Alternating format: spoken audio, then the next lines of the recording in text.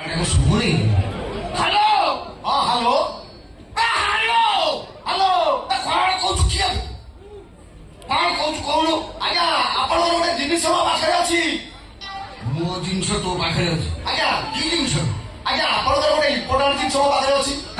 ଛୁଆ ମୋ ଇମ୍ପୋର୍ଟାଣ୍ଟ ଜିନିଷ ମୋ ପାଖରେ ଅଛି। ମୁଁ ବର୍ତ୍ତମାନ ପରିଶ୍ରା କରୁଥିଲି ତାକୁ ଧରିଛି।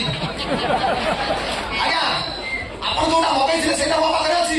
କଣ ସେ ଜିନିଷ ମଗେଇଲେ ମିଳୁଛି? ଆଜ୍ଞା ସେଗୁଡାକ ଚାଇନାରେ ମଗେଇଲେ ମିଳୁଛି, ଇଣ୍ଡିଆରେ ମିଳୁନି। ଆଜ୍ଞା ଆଜ୍ଞା ତୁ କିଏ କହି? ଆଜ୍ଞା ମୁଁ ଫ୍ଲିପକାର୍ଟ ଏଜେଣ୍ଟ କହୁଥିଲି। ଆପଣଙ୍କର ଗୋଟେ ପାର୍ସଲ ଆସିଛି। ମୋବାଇଲରେ ଗୁଗୁଲରେ ଆପଣଙ୍କ ଘର ଠିକଣା ଖୋଜିକି ପାଉନେଇ। ଆପଣ କୋଉଠି? ମୁଁ ତୁ ଠିକଣା ପାଉନ ତ? ସେଇ ରୋଡ ପଠେଇ ଆଇଥିଲା। ସେଇ ରୋଡ ଆଗକୁ ପଳେଇବା, ଦେଖୁ ହନୁମାନ ମନ୍ଦିର। ସେ ତ ହନୁମାନ ମୂର୍ତ୍ତି ପାଖରେ ମୁଁ ଠିଆ ହେଇଯିବେ।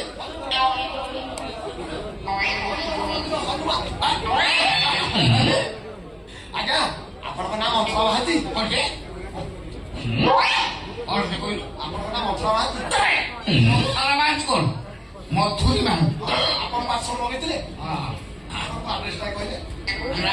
ମଥୁରା ମହାନ୍ତି ଆଉ ଘର ତ କଦଳୀପୁର। ଆଚ୍ଛା ଆପଣଙ୍କ ମୋବାଇଲ ନମ୍ବର?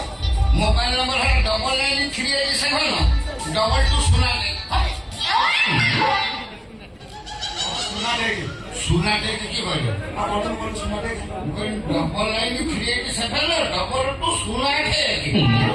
ଆପଣ ସେ ସଂଖ୍ୟାଟା ଏମିତି ସ୍ପିଡ କହିଲେ ମତେ ସୁବିଧା ସୁନା ଟେକ୍। ସୁନା ଟେକ୍ ନା ଆଉ କଣ ଟିକେ ଆପଣଙ୍କର ଗୋଟେ ପାର୍ସଲ ଆସିଲାନି।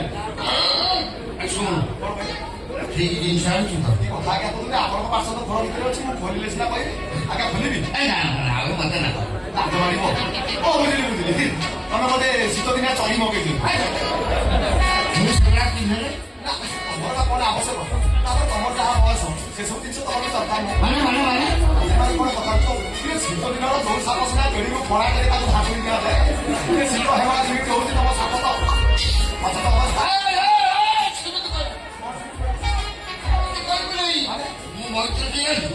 ସୁନା ଭାଇ କଣ କହିଲୁ? ପଛରେ ହେଇକି ପଡିଥିବ ତା କମଳ ଢାଙ୍କେଇ ପଳେଇ ସେ ଯେମିତି ହଉଛି କମଳ କଣ ମଗେଇକି ଜିନିଷ ମଗେଇଛନ୍ତି ଆପଣ ଝିଅ ପିଲା ଭଳିଆ ରାଜ କଲେ ହବ? ମୁଁ ପୁରୁଷ କହିବି ଚଳି ଫଟା ଟାବଲେଟ